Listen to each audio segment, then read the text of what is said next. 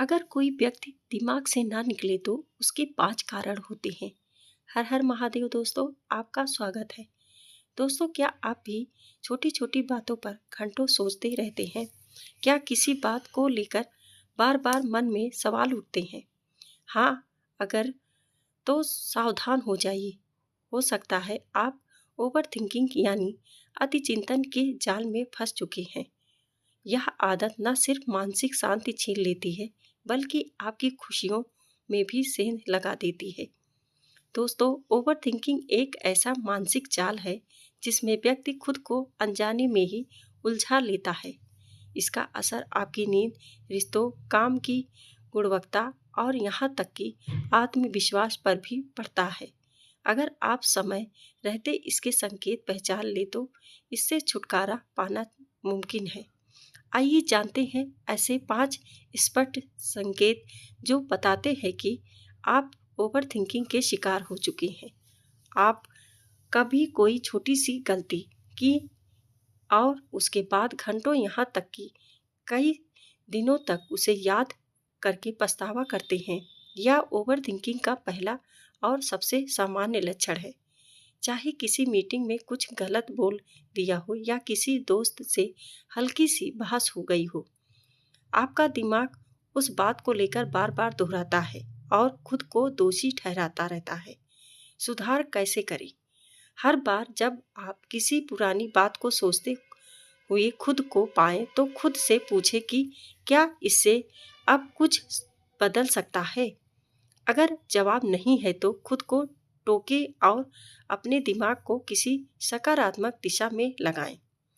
तो फ्यूचर को लेकर हमेशा चिंता में रहना। क्या आप हमेशा यह सोचते रहते हैं कि अगर ऐसा हुआ तो क्या होगा? अगर मैं फेल हो गया तो यह संकेत है कि आप ओवर थिंकिंग के अगले स्तर पर हैं। भविष्य की चिंता करना स्वाभाविक है, लेकिन हर वक्त अनिश्चितता में जीना मानसिक थकान को जन्म देता है।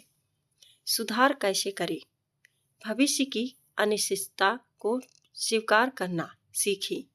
हर चीज को कंट्रोल में रखने की कोशिश छोड़ें और वर्तमान पर ध्यान दें। 3. फैसले लेने में ज़्यादा समय लगाना। आपको कोई सामान खरीदना है या कहीं घूमने जाना है, लेकिन आप इतने विकल्पों के बीच उलझ जाते हैं कि आखिर में कुछ भी तय नहीं कर पाते। यह डिसीजन पैरालिसिस कहलाता है और यह भी ओवर थिंकिंग का ही हिस्सा है।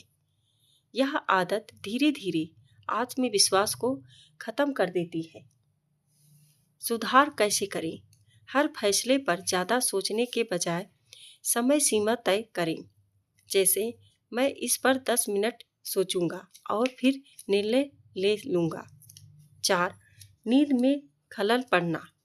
क्या आपको रात में देर तक नींद नहीं आती या सोते वक्त दिमाग लगातार चलता रहता है? यह संकेत है कि आपका मस्तिष्क आराम नहीं कर पा रहा है। ओवर थिंकिंग का सीधा असर नींद पर पड़ता है, जिससे अगले दिन थकावट और चिड़चिड़ापन महसूस होता है। सुधार कैसे करें? सोने से पहले फोन दूर रखें, कोई हल्की किताब पढ़ें या ध्यान लगाएं। एक डायरी रखें जिसमें आप अपने दिन भर के विचार लिखें। इससे मन हल्का होता है। खुद पर ही शक करना। 5. खुद पर ही शक करना। ओवर थिंकिंग का सबसे खतरनाक पहलू ये है कि ये धीरे धीरे आपकी सोच को नकारात्मक बना देता है। आप खुद को कम आंकने लगते हैं। मैं अच्छा नहीं हूँ, मुझसे नहीं होगा जैसे विचार लगातार सताते हैं। सुधार कैसे करें? हर नकारात्मक सोच को चुनौती दें। जब भी ऐसा कोई विचार आए तो उसे लिखें और पूछें, क्या यह सच में सही है या बस मेरा डर है?